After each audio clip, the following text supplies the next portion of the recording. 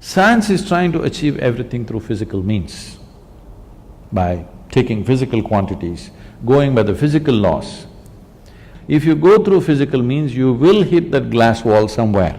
I think, in my perception, I'm not a scientist, I don't know all of it, but in my perception, I think the physicists are near the glass wall. They might not have hit it, they're near. That's the unknown question, right? We have no guarantee how far we'll get in science. By glass wall, I assume you mean we run to a place where we say we can't… Where the present faculties will not be good enough. The present faculties of five senses and the brain will not be good enough. That we hit a long time ago. So for example, things like quantum physics, you can't understand it.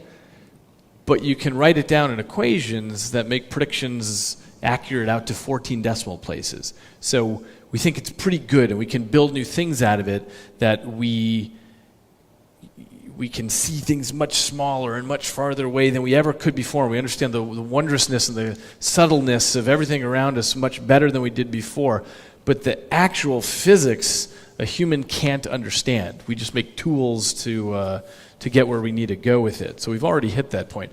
And certainly it's the case with the human brain, which is made up of almost 100 billion specialized cells with thousands of trillions of connections between them. And every second… I like the way you're saying it with the passion.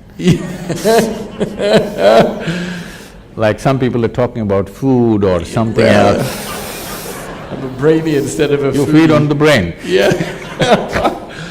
But the reason it's easy to be passionate about it is because it's a system of such unimaginable complexity that it bankrupts the language.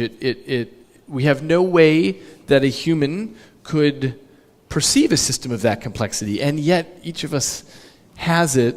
There's this 3-pound organ that we're carrying around, but we've already hit that point a long time ago in science where we realize we can make new strains of mathematics, we can make computer simulations, but we'll never get it. I'll never get the brain.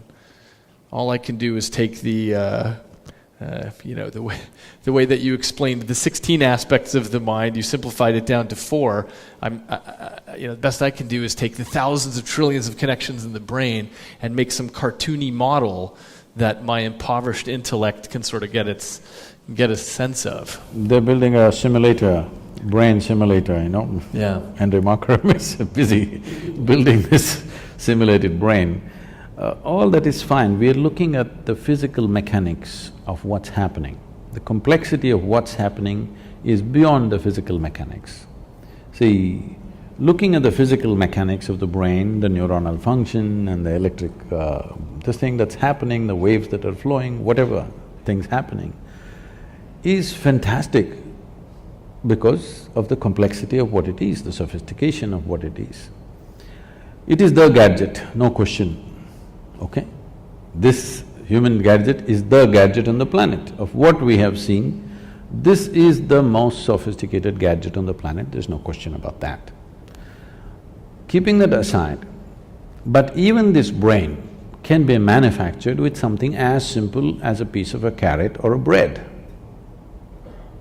So I'm saying, there is an intelligence here which can create a brain. Why are you ignoring that intelligence? I think the heart of science is to try to understand what that is.